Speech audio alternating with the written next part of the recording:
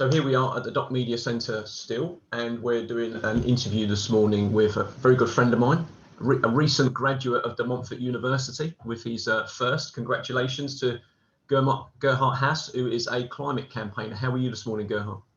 Thank you very well, John. Good. Well, thank you for taking the time to talk to us. And I know that when we ran our 10-hour World Oceans Day newsroom together, that we co-hosted, we spoke about young people and particularly Greta Thunberg, obviously in Sweden, and then we spoke to Sarah that you managed to research and find in San Francisco, another sort of dynamic young person. I know that you're very passionate about including young people and engaging young people in climate action and also the kind of the climate emergency situation we've got at the moment. What have you been doing since the World Oceans Day? Have you been doing more of your kind of research and stuff and thinking about campaigning?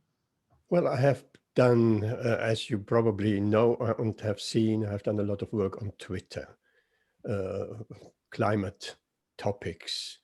And I have followed your good advice of setting up a list, and it works perfectly well.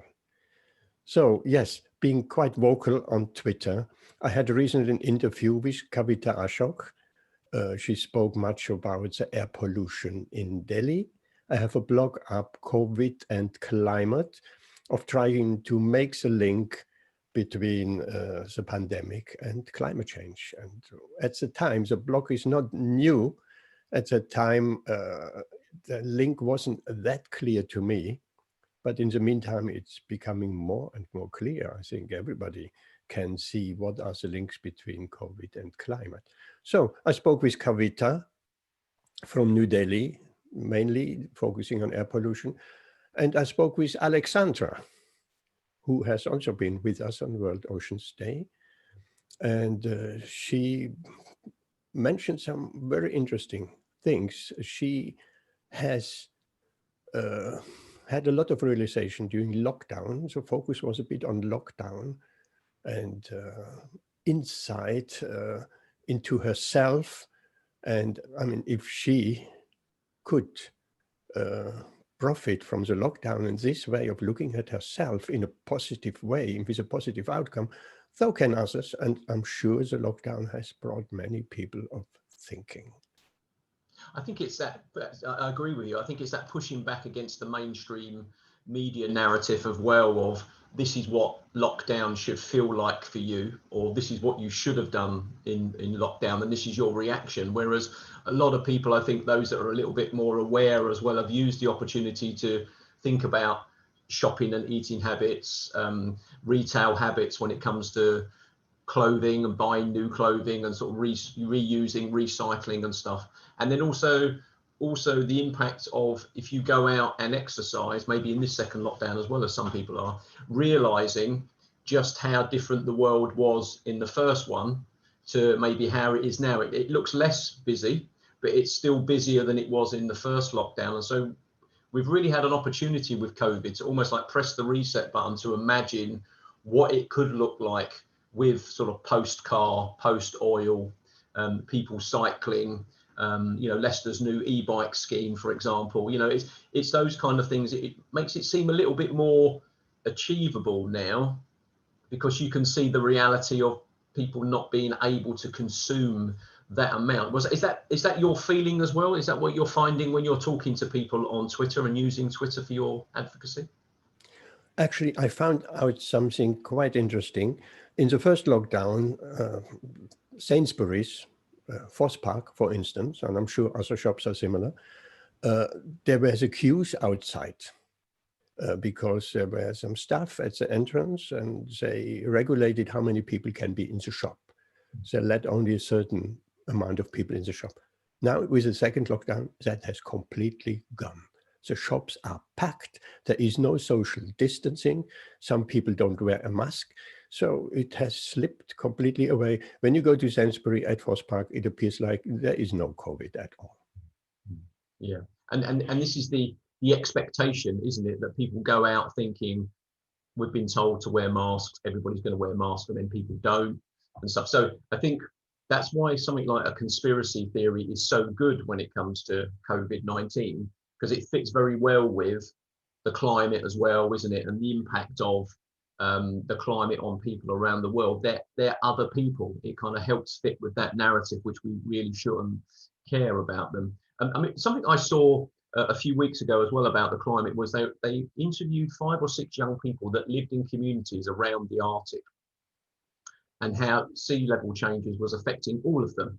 So obviously them being at school, you know, so whatever their generations of their family have been doing that relates to the sea, or, you know, anything like that, suddenly all of their lives, no matter where they were around the Arctic Ocean, were going to be impacted on the melting of the ice. Do you think those kind of stories are the ones that we should be telling young people because they connect them with other young people's experiences, so therefore they seem more factual than news reports?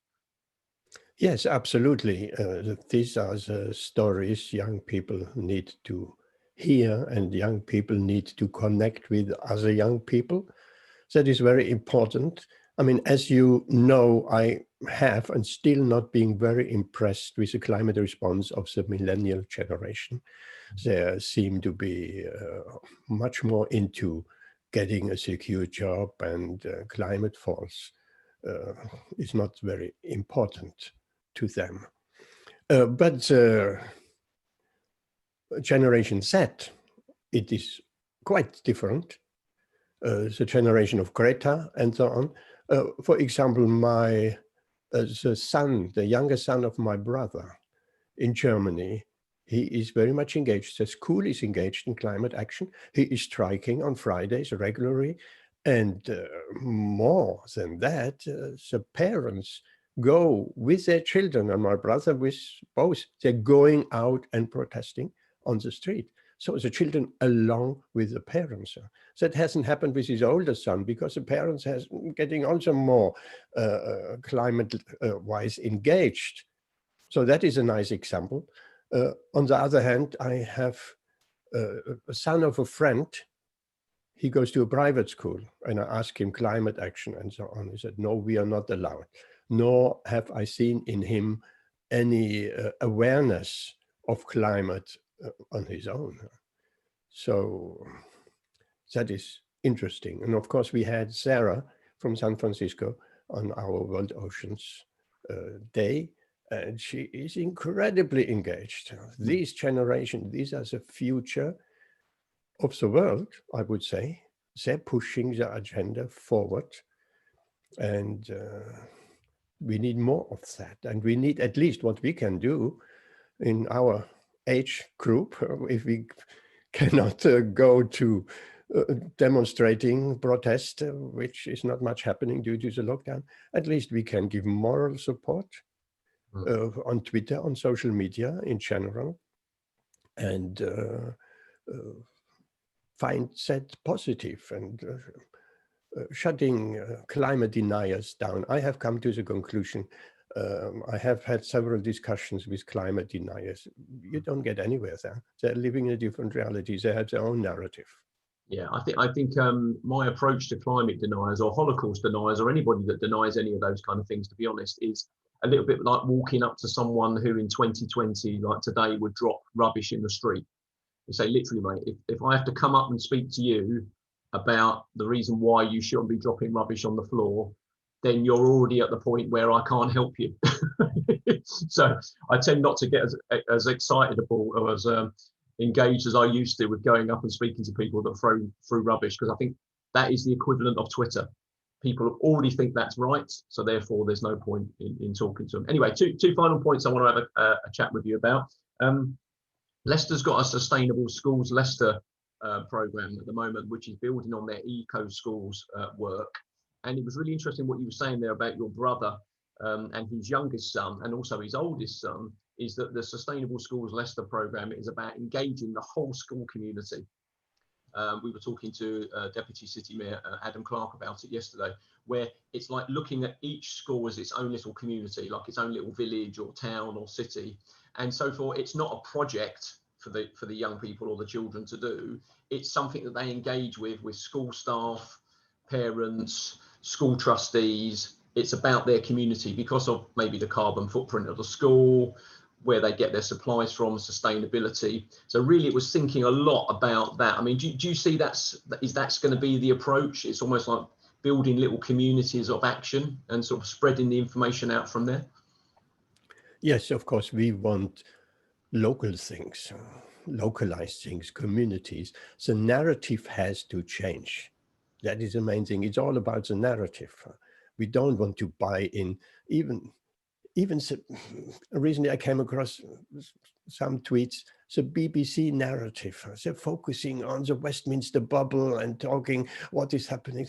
Their narrative should be on climate and the wider, and not who cares about what's happening, the infighting in Parliament in Westminster. But that is a narrative. We need to get away. We'll need an alternative narrative. So local action with schools and engaging the entire school community and talking about climate and climate change. This is very, very important. We need much, much more of that. Do you think that's why the terminology is important, like climate action, climate emergency? Do you think it's all the evidence seems to point to the fact that we need to be using terminology like that, or maybe if we're not at that point, we might even be beyond that point, but there's an emergency situation? Yes, the terminology is ever so important. What language are we using? And that builds, because that language builds a narrative. And in this way, we can engage. We just need to consistently stick to our own narrative and ignore the narrative which is pushed by the mainstream media. Yeah, I think that's why the time scale is really important as well, because they talk about slippage in the sustainable development goals from 2030 a bit further back. And I said to someone, I can't really think about that any further, because I'll be 64 then, and you're slightly older than me, Gerhard. I'm not going to mention your age, you know what I mean? You're going to be, I'll be 64. I can think of that, but I can't think beyond that because it's too far. I can understand. I can think of 10 years. I can't think of that period of time. So do you think it's really important that we stick to that 2030? These dates, there is a handicap with that. That is very difficult. We're setting, even the Paris Accord, we're setting 2050 or 2030, 2030. We need much more. We need annual goals of communities, of councils, of groups, of politics, of companies, at least, if not 6-month goals. We need annual goals because they're setting a goal for 2030 and that's a long way off. Then they're just carrying on as normal. And in the last year, they're trying to fulfill their carbon goals in 2029, and that is not achievable. So we need to hold them to making commitments now, every year, and not hoping there will come a technology or this or that. So if the goal is 100% in 2050, so then break it down. What should it be in next year and the year after and the year after? Bring it closer, make it more achievable. Yeah, okay, cool. One final thing, what would you say to any young person that's worried about climate change? Because again, one of the impacts of COVID, I think particularly, has been the impact on the mental health and well-being of some young people as well. And if you kind of add into this global pandemic and also things around climate action and the climate emergency, what do you think a young person could do in order to own that narrative a little bit? Connect with others. That is very important. Keep talking, talk about it. There are also positive steps. For instance, the American election seems to go in a positive direction. Seems to, it's not the end of it. But connect with others, speak with others. Because let's go back to Sarah. How did she get this confidence? How did she learn to engage? By meetings with others. So there are great opportunities for young people to gain confidence, to know about the topics. These young people, these outstanding climate leaders, they know more than the average person knows on facts, and so on. They have engaged. So by engaging like this, confidence will come and the anxiety will disappear. Excellent. Maybe we can get some young people involved in our next World Oceans Day newsroom as well. That'd be quite cool. It was great talking to Sarah, wasn't it, over in San Francisco, and also Alexandra as well, and also Pallavi as well in central India as well. The guys are doing some good stuff. So listen, thank you very much, Gerhard, for taking the time to talk to us today. Looking forward to posting this on the Climate Action Fortnight newsroom and sharing your views, and also keeping you engaged in the debate here at the Doc Media Centre. So it's brilliant. It's lovely to see you. Thanks.